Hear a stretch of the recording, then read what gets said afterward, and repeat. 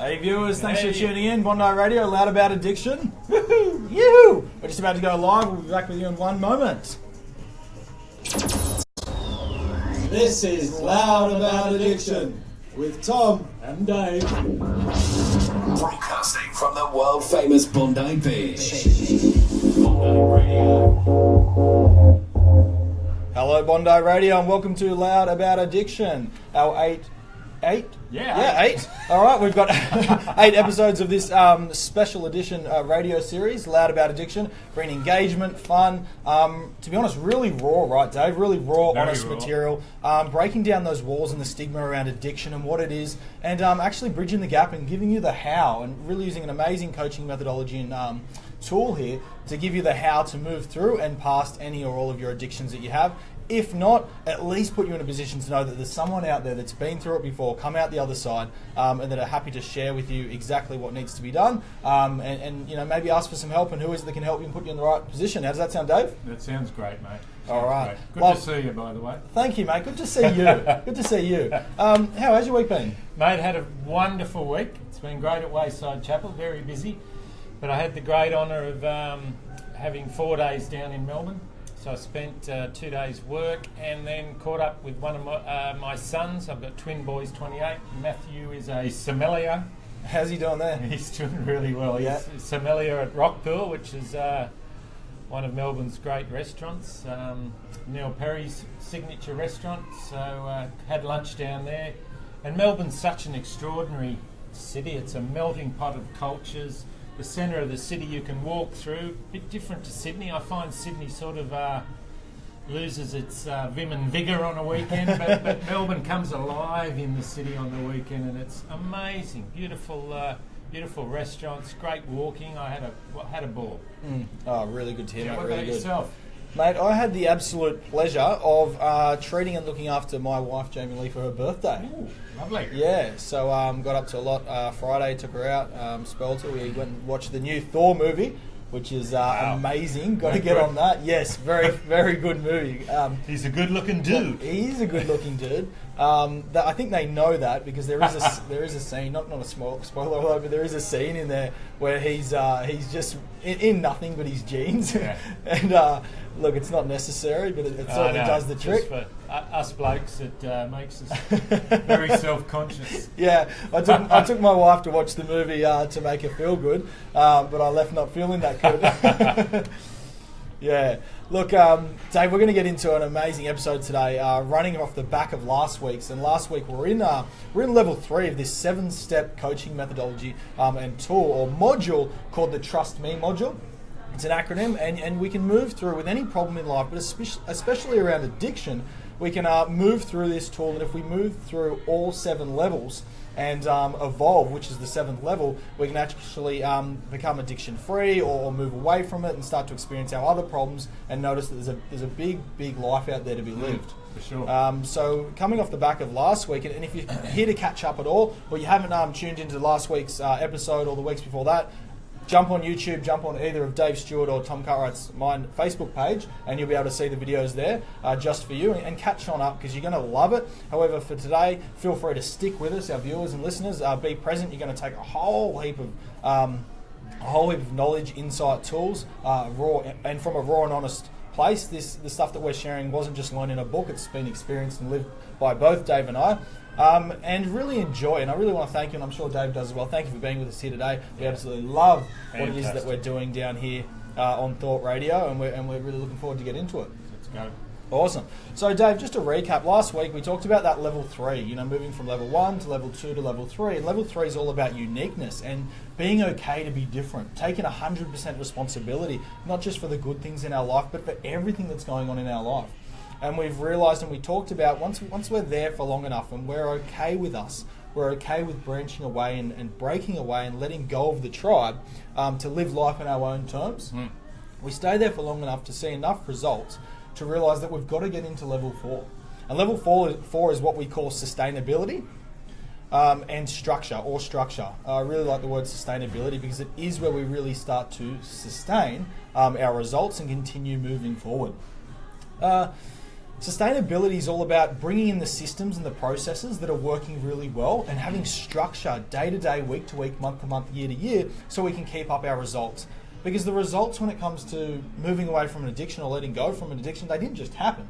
We chose to make them happen, and it's something, some tool, or some process that we either consciously or subconsciously got into to deliver us those results. So when we can gain conscious awareness of what those systems and the structure was, we can repeat the outcome over and over again. And leading us on a path a little bit different to how I started, which was seeing some results and then falling straight back into the trap, and then seeing some results and then falling straight back into the trap, because I actually wasn't really aware of what was working, what wasn't working.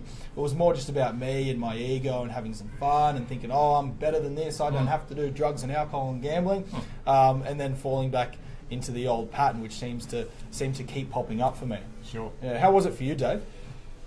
Look, when I decided I needed to get well, or I had to get well, it was a matter of living or dying.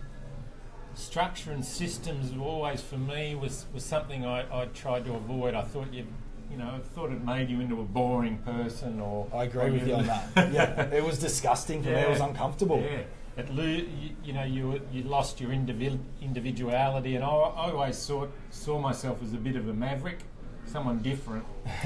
And I still am very different, but I don't want to be odd. I think there's a real juxtaposition about being different and about being odd. I like to stand out, but I don't like to attract attention whereby that I'm making people feel uncomfortable. So I really had to put systems and structures in place that made my day ordered and worthwhile. You know, when I first got sober, 12-step recovery programs were very important for me. So, going to AA meetings, Alcoholics Anonymous meetings were very important for me on a daily basis, where I was hanging around alcoholics, but alcoholics that chose not to drink and that chose to be healthier and better human beings.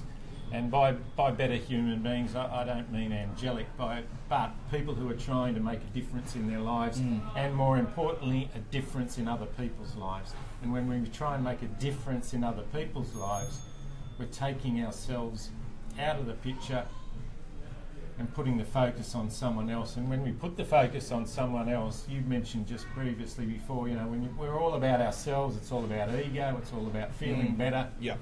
But that structure of going to an AA meeting, talking to someone else, it really gave me the ability to think about other things in my life. Dave, something you mentioned just within a couple of those paragraphs there was the difference between being different and being odd. Yeah. I certainly resonate with what you said there, and I know a lot of different individuals that I'm speaking to currently and at the moment around addiction.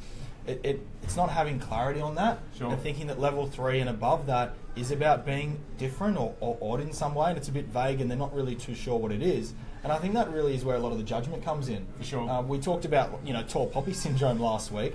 It's almost like there's a tall poppy syndrome around you're going to be made to feel a certain way if you're happy and successful.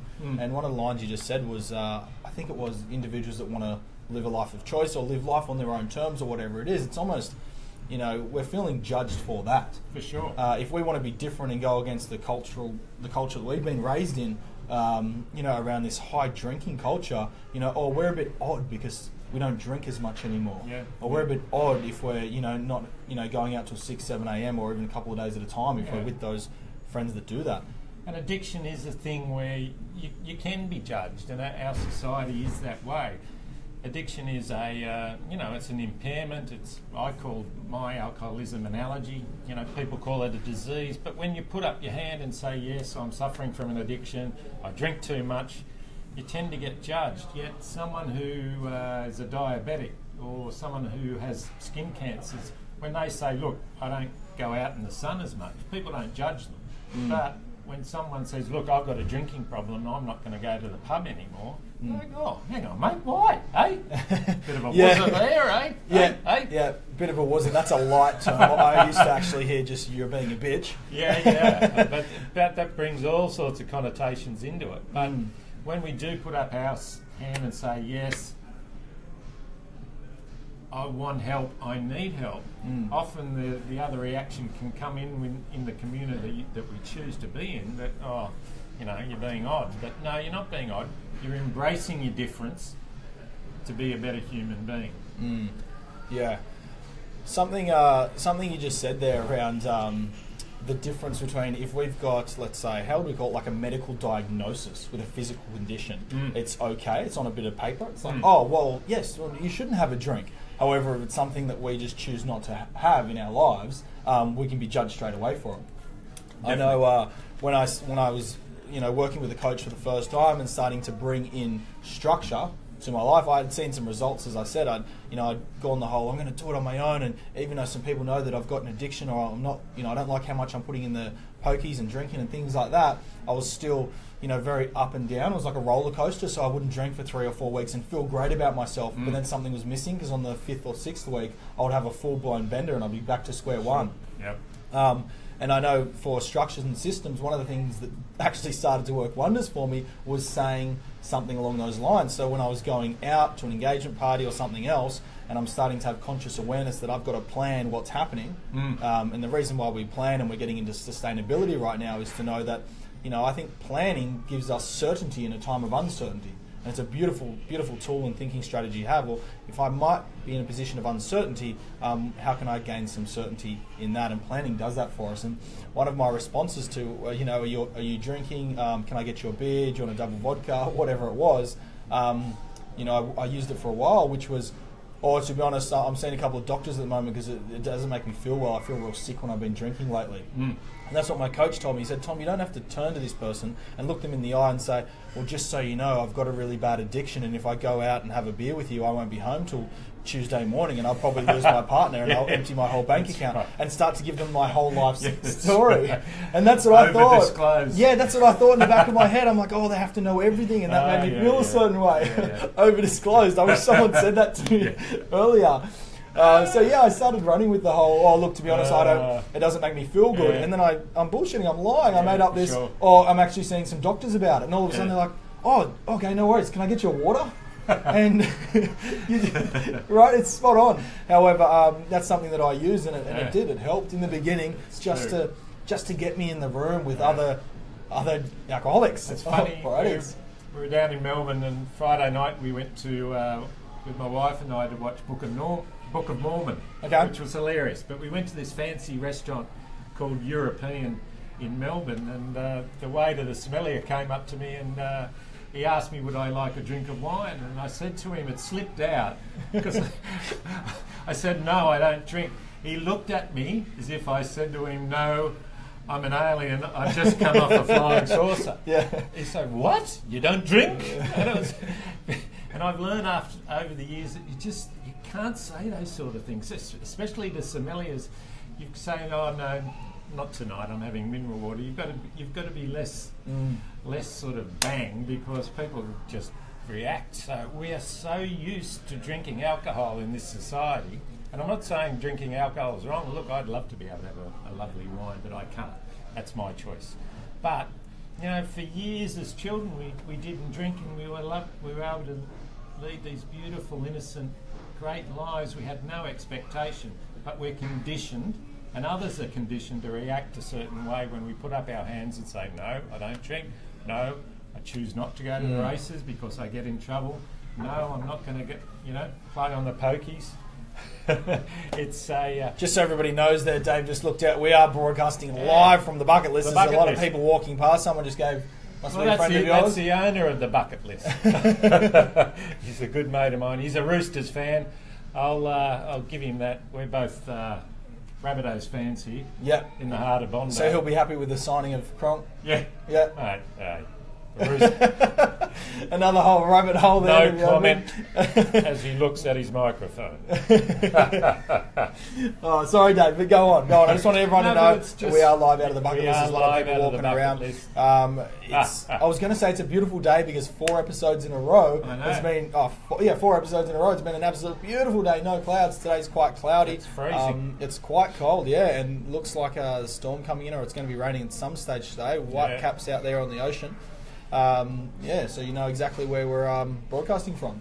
But I love there's an old quote. It's from Aristotle, and Aristotle, Greek philosopher, Greek thought leader, thousands of years ago, Aristotle said, I am a rational animal. And it's that great paradox of being a human being. In the end, we're animals. We make mistakes. We're imperfect. And we fight against that all the time, especially in addiction when our imperfections can create so much damage, despair and loss. We really get caught in that.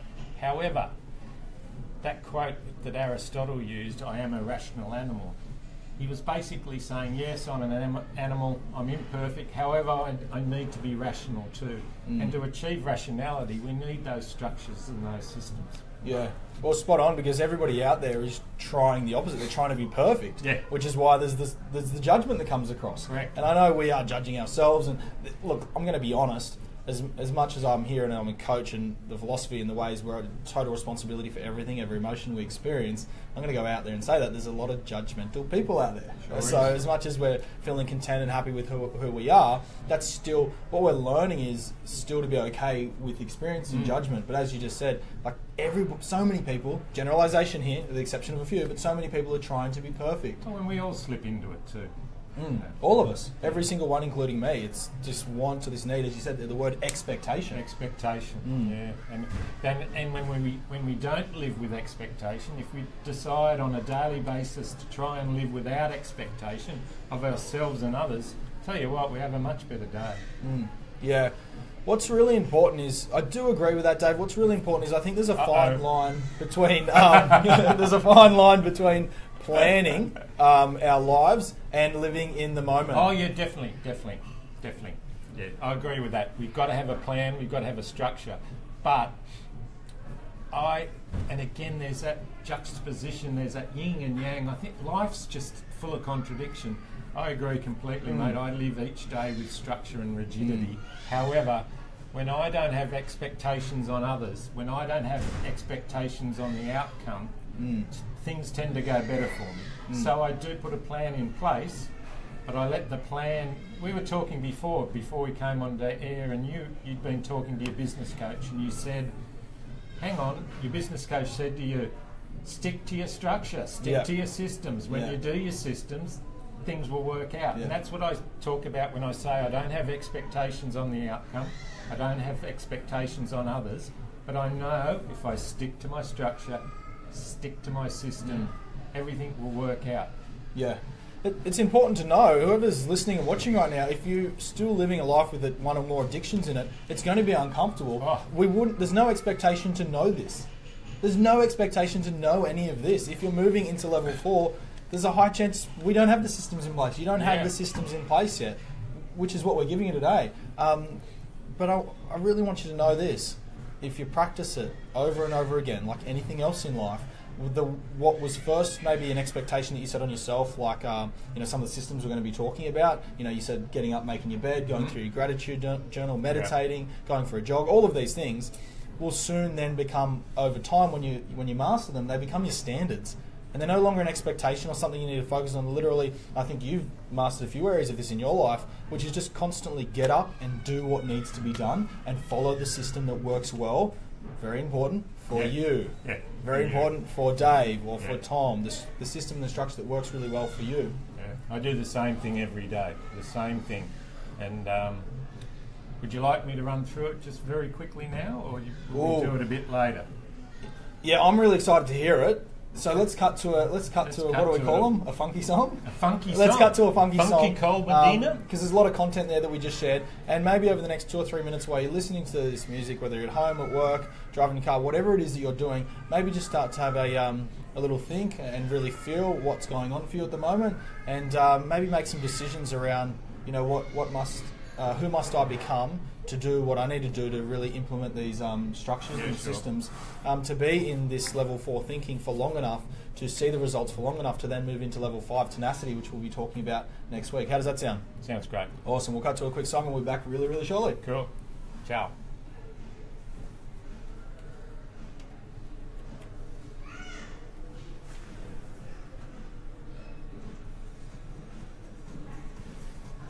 Thanks everyone at home. We're just cutting off live there.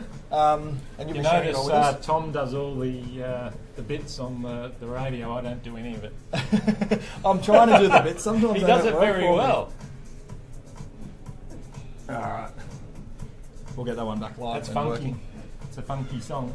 Huh? It's always funky songs out of here. I love it. I wouldn't mind a bit of Eagles or a bit of Bread or Doobie Brothers. Yeah, who was it that you wanted when we... Steely Dan. Oh, when we there's started. this cool... Macklemore has a really great song on recovery. And Macklemore admits himself that Macklemore's sober and had some issues in addiction. And he wrote this beautiful song 2 albums back. I'll bring it in, and because Hodgie said he'd play it for us here, so I'll bring it in. It's a really beautiful song. Do you know the name of it? I can't remember it. Remembering my name is a daily challenge. I haven't heard the song for a few years, but it is an extraordinary song on recovery, and it moves every... It's not a new song. Not a new song. Yeah, I right. reckon it'd be about... my son Pat gave me the album about 4 or 5 years ago, and I played it in my car till I got sick of it. But Oh, what a gift. yeah. Good on It's you, a Pat, if beautiful- you're listening. Are you G'day, watching? Patty. How are you, mate? If you need a good banker, St George branch at Randwick, Pat Stewart, he's a good man. Oh, I hope he's paying for that. Give us some spot ads for Tom and Dave here down at Bondi Radio. 100%. You can sponsor us, St George Bank. Yeah, we'll take that any day of the week. Please come through. Or you Anyone can else? send a donation to the Wayside Chapel. I thought you were about to say send me a donation. Oh, Cartwright coaching. That'd be a better one. No, straight to me. No, All no. right. Send it through to Wayside Chapel. Can you remind me as well, because anybody that's watching, who is it that's taking? You're saying taking large donations of clothes and. Yeah, well, we've got a Christmas appeal coming up. That's it, Christmas appeal. Yeah, so Wayside Chapel, we have a massive Christmas party, a street Christmas party. Wayside Chapel on 29 Hughes Street, where we close off the street. We have up to 900 people that eat Christmas lunch. Because Christmas can be one of the toughest times of year for people who are suffering addiction, mental health, who are homeless. The suicide rates jump around Christmas time because, well, you and I, if we've got things going well for us, we can sit down, have a Christmas lunch with our loved ones. People out there who don't have that due to addiction or homelessness or mental health, they see the difference. Christmas, things like Christmas and Easter and New Year's Eve really translate the difference between people's lives who are suffering and those who are not. So I always think about those who do not have what we have on Christmas Day. So Wayside Chapel, any gifts, any clothes, undies, new undies of course, not soiled ones, new undies, New toothbrushes, undies. socks. We're short of socks at the moment. And fair to say, any good clothing that you want to give away, like Yeah, make sure it's washed. yeah. You know, we may as well go the extra Yeah, step, for make sure sure. it's washed and looking good. And Yeah. well, it doesn't have to be looking good, but you know, in a suitable state. We've got amazing op shops at Bondi on Warners Avenue, across from the bowling club, Yeah, right. and okay. up at King's Cross. Extraordinary clothes. So come along, King's Cross, Bondi. Beautiful. Dave, can you keep sharing a bit more about what Wayside do and how people can get in touch? I'm just going to Yeah, go sure. and sort something out for Yeah, this sure. technical error. Thanks. Yeah, for sure. Yeah, Wayside Chapel has been going since 1964, folks. So we've got 6 or 7 programs that support our community, and it's all about community at Wayside Chapel. That's what makes the difference. We actually live our mission and values. You can cut our mission and values with a knife. We talk about know us and them, where everyone is welcome. We don't try and fix people. We walk side by side people, and we wait for that little spark of magic that where someone says to themselves and to someone else, "Yeah, I've had enough with the way I'm living. I want to change my life." So we've got an extraordinary Aboriginal program where Mon and Monique and Willie Gordon run the Aboriginal program up there. We've got a large Aboriginal mob at King's Cross. 95% of our Aboriginal women are homeless, so they're welcome into our program each day. We have a community service centre.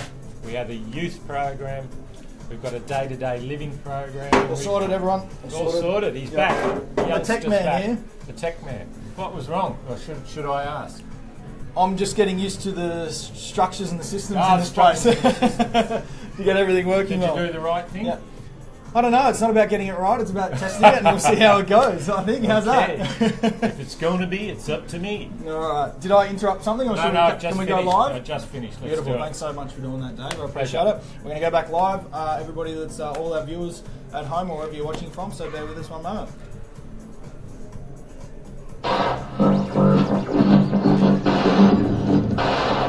Pure Class A, high voltage, ultra live and direct. This is Bondi Radio.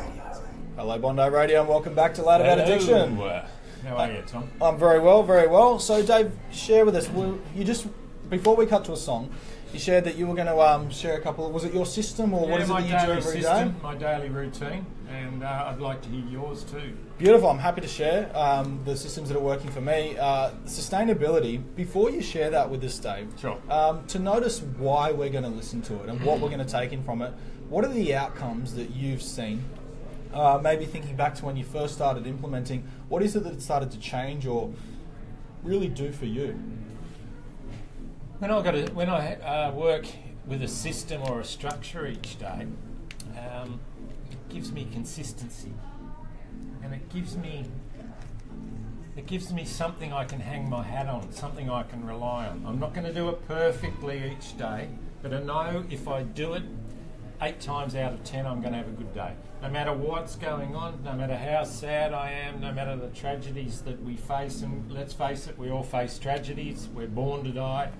So those sort of things happen. But if I've got a structure in place, I've got something I can rely on. When I've got something I can rely on, I've got faith. And when I've got faith, I've got hope, and I can move through the day. So it just gave me that ability not only to believe in myself, to have that self-love, and we talk about that a bit, to love ourselves. If we can't love ourselves, we can't love anyone else. And that's funny, that simple bit of rigidity, which I avoided, gave me all those beautiful spiritual and lovely things to be a better human being, so I could be in relationships with others. We're at a level of thinking at level. Thank you for sharing that, Dave. Yeah. We're at a level of thinking at level 4 where we can use that terminology and share that this is actually how it is. It's any addiction is the opposite of self-love. We're moving away from. So it's from a very young age that these kind of things happen, and where our vulnerability is shut down, and we start to detach or suppress or not be happy with who that person was, because of things that happen when we're young. So we go on a path, what I like to call, if I can be really honest, the path of fucking it all up. Yeah. And we can do that through procrastination, not applying ourselves at school, stuffing up relationships over and over again, and then obviously, as we're growing older, the substance abuse and all the addictions that come along. We're at a level of thinking where we've moved through 1, 2, into level 3. We realise that we're starting to care and look after ourselves more. We realise that our tribe's not going to save us. No one's coming to save us. No one. It is our job to save ourselves and be our own hero. And from that, we get into level 4, which is sustainability. This is where we are at a place to say, okay, this is me. This is my life right now. I will resourcefully tap into my resources. It's about taking enough responsibility to say, yes, I will take all the responsibility in the world, and that includes knowing that there's proven systems and structures out there that work time and time again for people. Sure. And I'm sure, I think you're going to share with us some now. Is that right? Yeah, for sure. And Dave, looking back now, do you know when you're at a position to kind of say, I'm going to use this structure or implement this structure? And you might have been testing it. I don't know how it was for you, but when did this come about for you? Look, I did test it, Tom, and I got to a position about 5 years ago too. It was 2013. I'd been sober for a number of years. I had my last drink back in 1998. I was doing well. Life was good, but I was still having issues around relationships, still having issues around finance. I was working in a bank. I was making good money, but I wasn't happy in what I was doing. And I really came to another point in what I call my recovery from the last drink I had back in 1998, that I really needed to put some further structures in place, some daily structures in place, where I could move forward and become a more engaged, congruent man. I talk about congruence a lot, and that for me means living in my own body. So I was doing things, there's the old adage where it's mind, body, spirit. I'm a big one for get your body right, then your mind and spirit follows. So I talk about body, mind and spirit, and the systems I adapted, which everyone else has done. I didn't invent anything. And, basically what we do, and what Tom and I talk about, is reminding you about things we've learned from others and passing it on. We're not lecturing, we're just imparting knowledge from our own observation and lives. Very important to know. Yeah. Very important. Yeah. These are coaching methodologies. Dave's philosophy, what's working for him. This is all stuff that works for both Dave and I, and for people around us that gets really good results. Fair to say? For sure. So take on what really resonates and what's going to work for you, but also notice where something would be working for you if you gave it a go. For sure. So when I say, take on what is and what isn't working for you, don't neglect something that you haven't actually tried yet. Fair to say? Yep. Yeah. True. Beautiful. Go on. Very true. So in 2000, I always wanted to work in charity. I wanted to write a book. I wanted to have a bit of time off from work 3 days a week instead of 5 days a week. I've been working non-stop since I was 18 and resenting it in some ways. I got married early. I had 3 beautiful boys, which was extraordinary. Fatherhood is the greatest blessing. But I wanted to do a little bit for myself, and to do that I had to put these systems in place. So when I wrote the book in 2014, I created this system to live by, and it's served me well since then. Beautiful. Okay. Very simple system, and it's a daily system. Cool. Do you mind sharing that with us? Yeah, for sure. Yeah, for sure. Yeah, look, so I wake up. We all wake up each day. And we are blessed. We're blessed to wake up each day. Every day is a new day, and I wake up early. So while I'm still in bed, and I make sure I'm lying flat in bed. I'm not lying on my side. I pray and I meditate, and prayer for me is not I'm not religious, but I believe in a higher power, a greater God, a greater good. I pray for the day, and I pray for others in my life, and I pray to be willing and able to make the best of the day that's going to present itself, and then I meditate.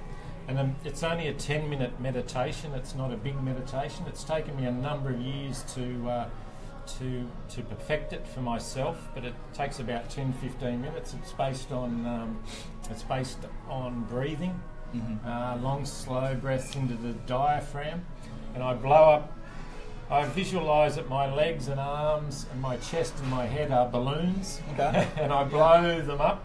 I blow my legs up and let them go. I do that twice. I blow my arms up like balloons. I let them go. I blow my chest up like a cantilever, so my ribs are opening up, and I let that go. Then I blow my head up, and this is all visual. Yeah. Like a big balloon. It's really important. I let it go. Really important. And what happens is all the angst and the pressure and the tension goes out of my body and goes out of my mind, and then I just let for a few minutes whatever comes into my mind. I get out of bed relaxed after that. Dave, just before you go on, this is amazing. Really enjoying this personally. To be honest, for myself, I'm really enjoying this. When you're doing this meditation, is it a guided CD or experience, or are you doing it on your own now? I'm doing it on my own now. And I did a lot of reading in Buddhism and meditation and spirituality. I've done lots and lots of reading on it. And all the great spiritualists talk about meditation and prayer as a good way of starting the day and ending the day. And if you don't have a belief in God or a higher power, I call prayer a positive affirmation. So it could be positive affirmations that you do, write something down in your journal. But the meditation is a very simple system, because what I find is some of the great Buddhist monks deliberately complicate meditation as a point of attainment. You've got to go through 20 years of going through step-by-step meditations to become some great spiritual being. Well, I don't agree with that. It's a good way to scare the shit out of someone to never pick up a meditation CD or book. And the Catholic Church has done that. We create these huge churches, we create these huge edifices, But the teachings, some of the teachings of the great religions are just about gentle prayer and being good to others. It's not about the massive churches and the old men in robes. So meditation for me can be very simple, but it's all about breath. It's closing my eyes, concentrating, picturing something behind my eyes. It might be a point of darkness or a point of light. There's always something there that we can focus on, and then letting go through the breathing. Beautiful. And that sets up your day? That sets my... then I'll get up, I make myself a coffee. I love those Nespresso machines. So I'll give myself a treat, and I usually watch the 5:30 or the 6 a.m. news on Channel 9. Dave, I really... some specific... Like, this is a key to take away for someone. I just want to frame what Dave's just said there. I give myself a treat. Yeah. You look at a coffee as if it's a treat. And what a beautiful way to look at something, as opposed to... what I mean by that is a lot of individuals that I'm working with, we're so used to how life is at the moment that everything is, we're entitled to it. We're entitled to absolutely everything. Oh, I'm going to have some, coffee in the morning. Oh, well, that's okay. Everyone can have a coffee. And what I heard in your language there, you've gone through a lot and done so much work on yourself to be the place you're at, which is important to know. If you want to live a life addiction-free and a life of choice, work has to be done. Oh, yeah. Because so much of your language just, I'm able to frame that in a way to make sense of it, and that was it. It's a gift. What a way to start the day by giving yourself a gift. And we know if you've got a couple of bucks, you could go down to the coffee shop and grab a coffee. But when we're doing it, we're just going through the motions. We're on autopilot, like we do it anyway. It really is simply a mindset shift. Yeah, it is. And imagine creating that mindset shift to no longer it's just something you're entitled to, but waking up in the morning, something so simple as saying, I give myself this gift. What a way to start the day every morning with a gift. It's true. And when I first got sober and the kids were finishing private school, I didn't have a lot of money. I bought one of those very cheap Aldi coffee machines. And I saved up for it. I put money away to do it, even though I had a great wage. It cost $110, and the pods are about $6 for 10, 12, 15 of them. But now we've got an espresso that my wife and I have been able to afford, and I love I give myself a treat. I always look at their special pods, and I like a strong coffee with a bit of milk and a little bit of sugar. Then I'll have a low-fat, low-sugar muesli bar and a banana, and I'll go to the gym and I'll work on my body. I keep my body as physically well and fit as it is. I've got lots of aches and pains from sport. I've got arthritis, but I'll go to the gym. I'll have a box. I'll do some weights. I'll get my body moving, and then I'm off to work. And I do that every day. Listen to the contrast, and look how you're feeling right now, sitting here confidently, passionately, open-heartedly talking, not stuttering. There's a lot of self-trust I'm seeing within you. The difference and the contrast is self-abuse thinking leads to self-abusive behaviour. Self-acknowledgement and self-love and self-care leads to beautiful abundance of the most things in life. And it's taken me years, Tom, and again, like we were talking before, that life can be really annoying. Life can be bloody boring. It can annoy the shit out of you. It can be so annoying to me, I just want to itch. You feel the itch in the back of your neck or your chest, you just want to scratch. Life's annoying. However, when we make it... Life's annoying. Life is annoying. But when we've got so much expectation on us, so much pressure on us, it's costly, it's expensive. But if we give ourselves these little treats, these little blessings each day, that here's again the juxtaposition. Here again's the flip side. We do it out of structure and a bit of rigidity. The blessings come from the structure. Yeah, and we've got to go. What is the? I love this quote. If it doesn't challenge you, it won't change you. Oh, it won't change. If level 4, like any other level, wasn't going to challenge you, then it wouldn't be changing you, and it wouldn't be in the coaching module that we're going through. There's a necessity, and everything that we're sharing, there's direction and purpose to it. And change comes from action. It comes from putting one foot in front of the other. And again, that repetitivity, the monotony of putting one foot in front of the other will give us the blessings through the day. Yeah. Sometimes you've got to get through the drudgery to experience the wonder. 100%. I think for me personally, Dave, this might help some people, was at the end of the day, it was from the beginning. So I mean, from having these addictions, me very like a really unresourceful place, you know. Everything that I've discussed before, and the gambling and the pokies and the drinking and the bags or the cocaine, whatever you want to call it, just so much party, throw all your money away. The hardest challenge ever was really learning to fall back in love with myself. Yeah. And that's what I got told the first day of coaching, not when I was creating change, but when I actually invested to become a professional coach myself. First day of training, I learned this amazing coach, Joe Parnay. He said, well, what you're actually doing with your clients is teaching them to fall back in love with themselves. And I love that, because when I looked back at my life and I think about, you know, being at Centennial Park with the family, I did love myself then. Yeah. I was curious. I was wonderful. If I wanted to cry, I cried. If I was young enough and I wanted to crap my pants, I crapped my pants. There was the vulnerability was there. It was it's a just good visual, isn't it? a good visual. Tom with poo in his pants. You know what I mean? It's literally vulnerability, and I can do whatever it is that, you know, I need to do right now. Sure. If I wanted ice cream, I'd beg for ice cream. It was somewhere along the way that I learnt to not, you know, if love's too big of a word, maybe it was just not enjoy myself enough. Maybe it was I wasn't good enough. You know, and you just go on this pathway, and for me the last 4 years has been learn to love yourself. Yeah. And the structures and the systems that I had to learn to love was, like, a lot of it was around self-care. You know, when I had massive fears, huge fears about going out any night of the week with a bunch of my mates, it was because I was so worried that I wasn't in control and that I would be out for 2 days, you know, as I said. So I had to have a structure and a system in place. That system was make sure that you had something booked in every Saturday and Sunday morning. So for me, that was, you know, I booked in a game of golf, and I started to get back into golf, which I hadn't done in years. My system was that worked for 6 months to a year was gym pretty much every Friday night. So you're breaking up those pressure points in the week that could get you into trouble with a bit of healthy rigidity. Oh, yeah. So Thursday Self-care. to Sunday was an uncertain game. It was just uncertainty. It was wait and see what happens. I hear you there. So if I didn't implement level 4 thinking, which I didn't do for ages, just so everyone knows, I was in level 3 thinking for a long time before I really started to create some change. And just so you know, the full change hadn't happened until I got through to level 7, which we'll be sharing over the next few episodes. But it wasn't just, you know, some people say, oh, so I've got to keep myself busy. Well, no, keeping yourself busy could just be watching videos at home, doing absolutely nothing. Sure.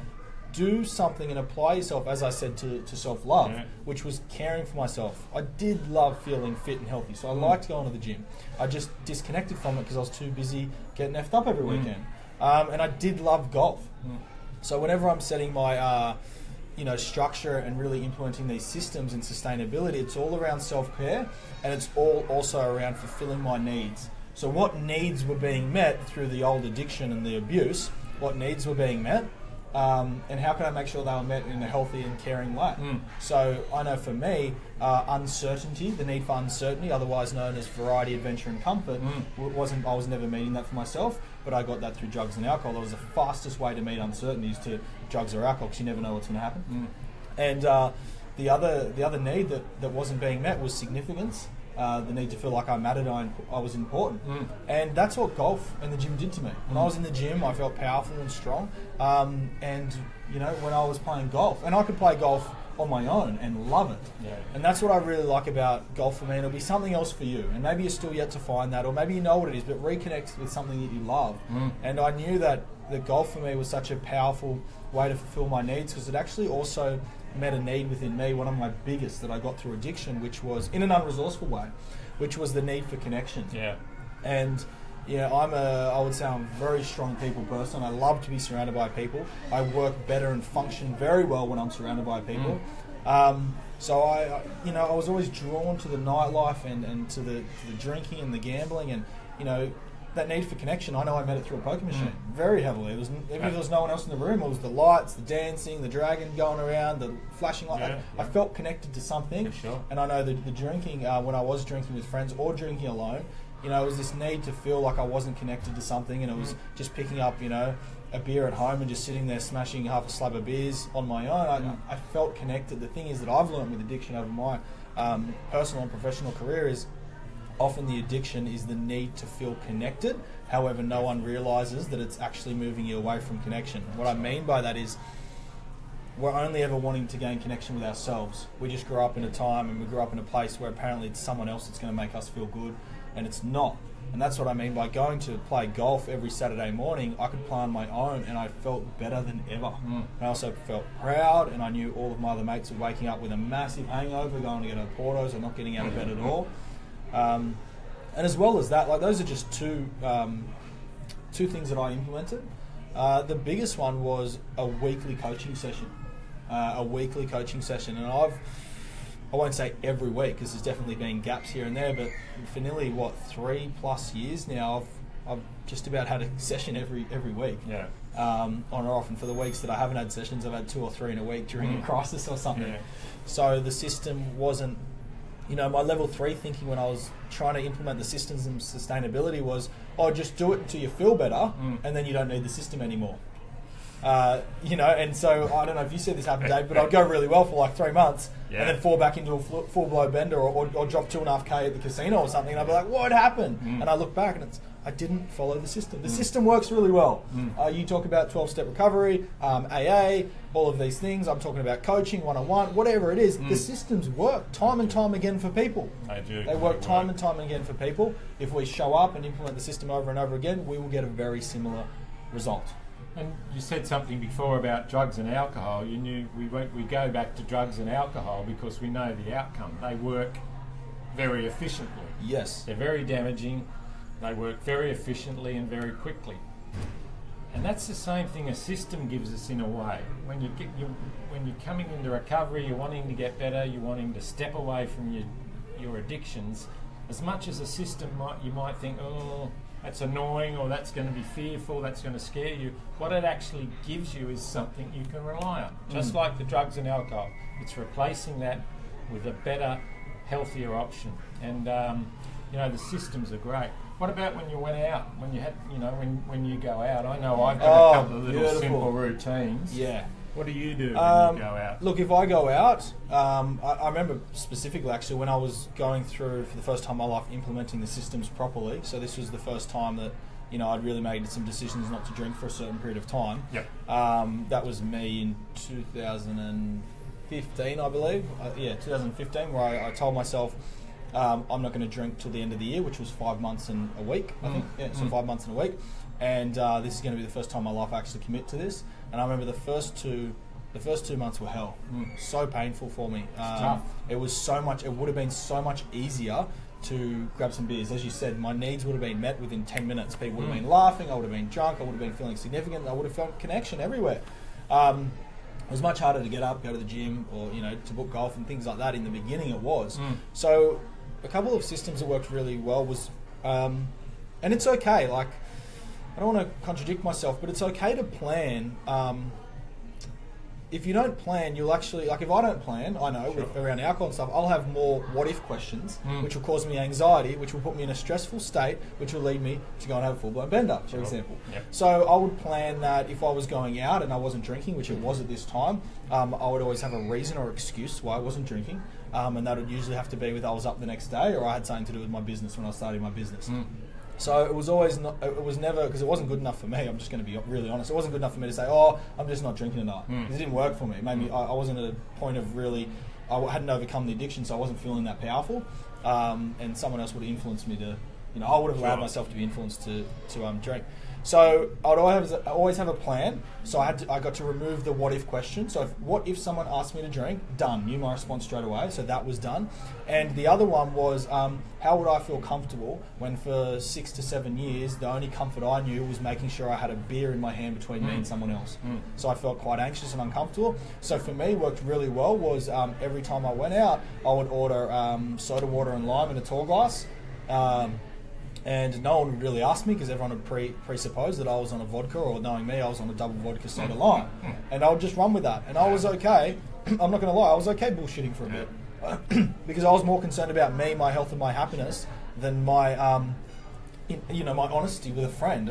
I can tell them later what I was going through. I was so focused on myself and implementing systems. And someone told me this, a really, really amazing coach said, Tom, next time you go out, order soda water and limes, and if people ask you, you can say that they're soda water and limes, and just see how you go. Oh yeah, it's very effective. I still, if I'm going out for dinner, I'm going to a pub, and I don't choose to go to pubs, but if I have to go to one, I don't avoid them. I'm not fearful of them, but if I going to a pub, I'll go straight up to the bar. I will order myself a mineral water. I give myself a treat.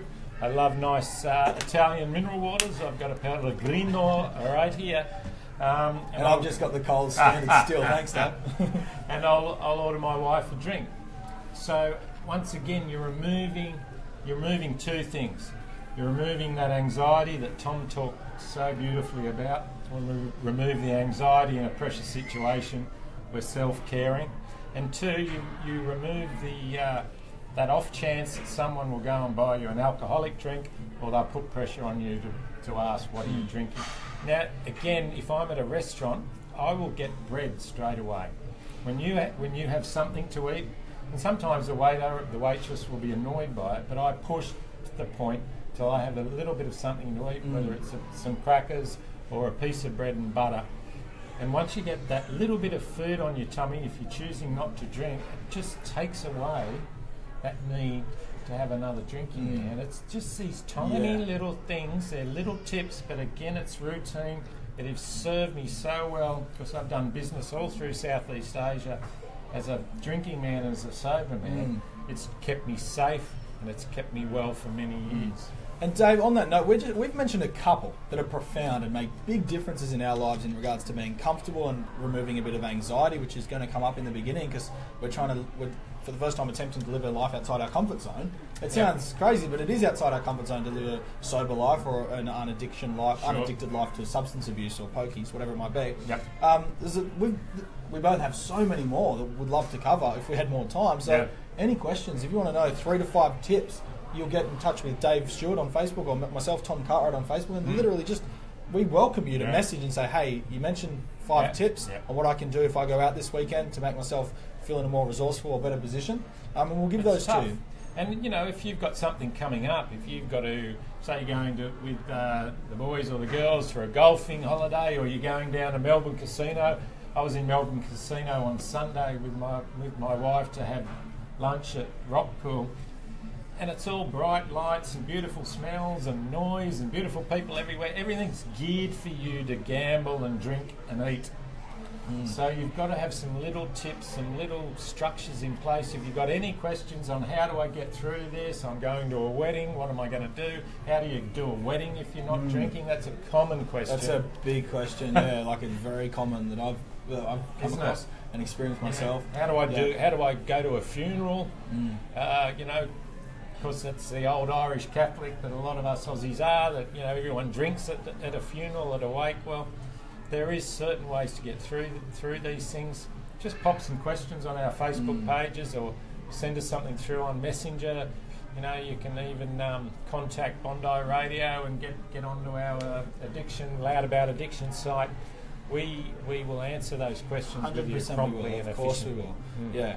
And as we've said many times, we've both been through it. Oh yeah. I remember the first wedding I went to, and I didn't want to drink because I just gotten off quite a heavy drug for some what's it called, erosive arthritis stuff that I had in my chest, and apparently you're not meant to drink on that, and that was the only thing that got me through the wedding. And the amount of conversations I had to have about, I'm on this drug and I can't mix alcohol with it, and it's the only thing that got me through. And I'm going to be honest, the whole wedding I was uncomfortable, and I had a bit of sweat sometimes when people were asking me, because as you said, you've learned, and there's this expectation that be that guy, get real drunk or just drink, It's going to be there. It's going to be present. I'm being honest, unless I'm the only one, unless I'm an alien, and I'm the only one that used to feel uncomfortable when I'd be out if I wasn't able to drink. Look, I've walked out of places.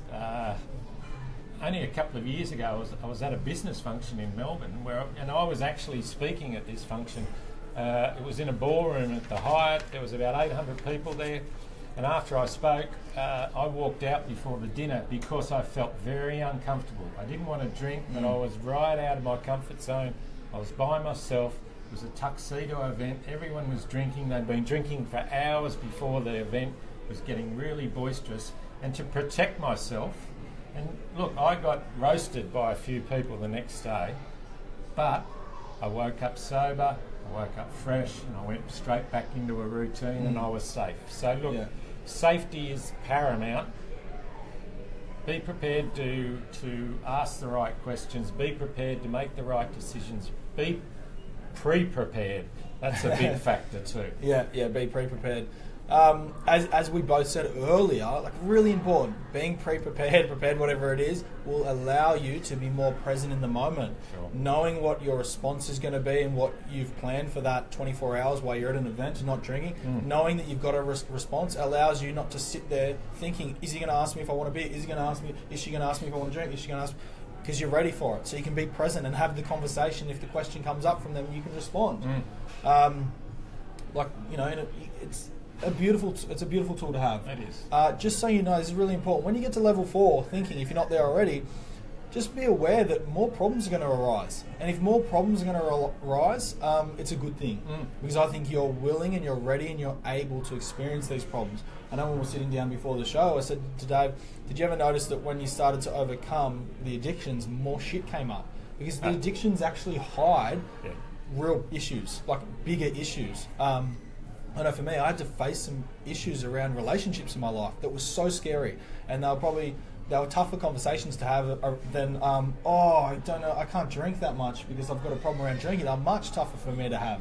Had to make decisions around career. Had to leave my hospitality career that I was in for 8 years. That was scary as hell.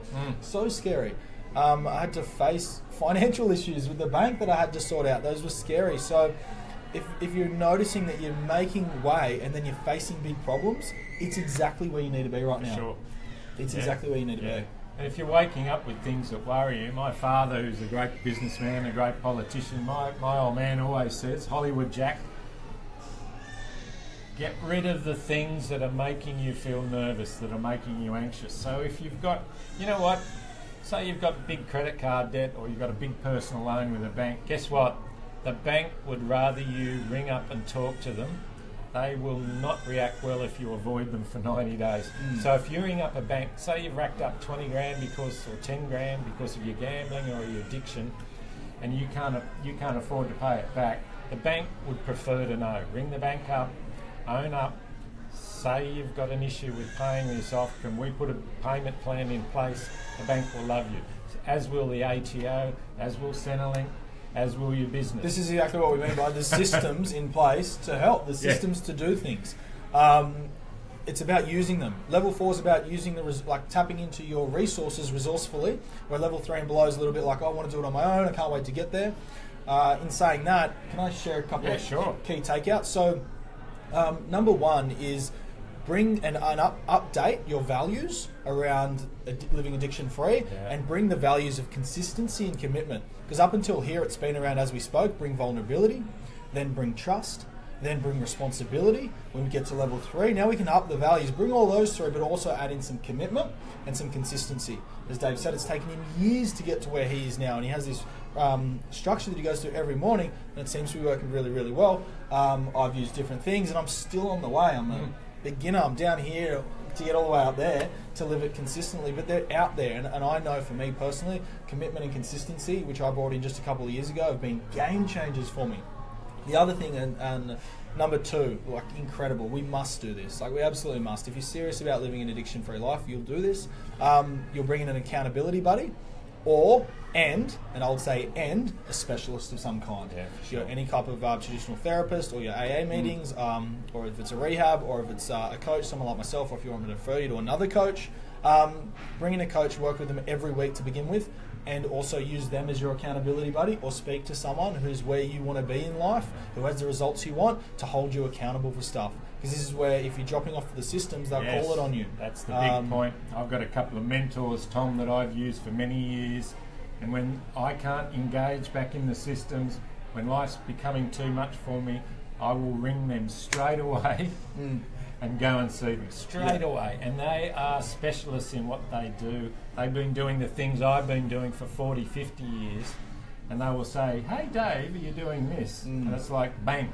Yeah. Oh yeah. Quick to bring you in line though, isn't it? They really bring quick. you straight in because line. when you're trying to do it at home, you can spend 8 days overthinking, what am I doing wrong? What am I doing wrong? What am I doing wrong? It's not working. Speak with a specialist, and if they're good at what they do and they know what results it is you want, they'll point it out very quickly. I'm talking anywhere from 5 to 45 minutes. Point it out and get you back on track. And No one's perfect. No one just achieves these results out of nowhere. We all look up to and learn from someone else, whether it's a book, an audio, a podcast, a radio show, or our specialist. We all get up and look to someone else, so it's really important. Yeah. And my third key outtake is, if you haven't done so already, systems and sustainability is where we must be setting 90-day game plans or 90-day goals. Yeah, okay. Sure. It's so important. Reason being, we measure our success and know where we need to and must adjust in regards to, or in the hope to keep moving forward. If we're not doing that, we're just winging it. It's definitely not, when we're winging it, it's definitely not level 4. We're still level 3 or below, because it's, do it on my way or the highway. It's going to be a big gap to bridge for anybody listening and watching right now, which is bringing in systems and sustainability. As we said, if you're not sure what they are, reach out and we'll provide them to you or point you in the right direction. How does that sound? Yeah, it sounds great. And to finish off, if those 90-day goals, write them down. I've got a great mate who's one of the best real estate sales coaches in Australia, Gary Pittard. Gary says, if you don't write a goal down, it's just a dream. Yeah, spot on. I absolutely agree. I can't add anything to that. How cool is that? I can't add anything to that. And dreams are nice, but dreams aren't going to get you anywhere. No, yeah, goals, and Anthony Robbins will add to that. And said a goal's only a goal once action's been taken straight after. Course. So as you mentioned earlier, so write it down. If it's not written down, you're not too sure what it is yet. We want to thank everyone for listening and watching today, and continue to tune in. We're getting a lot of questions and engagements. To reach out, add Dave Stewart on Facebook if you don't mind, Dave, and add myself, Tom Cartwright, on Facebook to ring the Wayside Chapel. Ring the Wayside Chapel if you want that kind of support, for sure. And if you're not too sure what kind of support you want, then ask one of us, and we will point you in the right direction, because we know who's going to be suitable, or at least who will be able to answer those questions for you. Remember, Dave's book is on Amazon. One Day, One Life on Amazon and Kindle, and you can order on the Wayside Chapel shopping page too. Get on the website. Beautiful. And if you want to jump on cartwrightcoaching.com, that's cartwrightcoaching.com, and there's a special gift for you there. Just type in cartwrightcoaching.com and you'll be totally taken care of. We can't wait to see you and to listen to you same time next week, same place. The sun's coming out too. The sun is coming out. What a beautiful way to depart. Enjoy the rest of your day and your evening wherever you are in the world. Broadcasting live from the Bucket List in Sydney. Dave and Tom. Ciao. Next week, same time, same place, Bondi Radio. Broadcasting from the world famous Bondi Beach. Thanks so much, guys. Thanks, guys. Great. See you next week, same time, same place. Be well.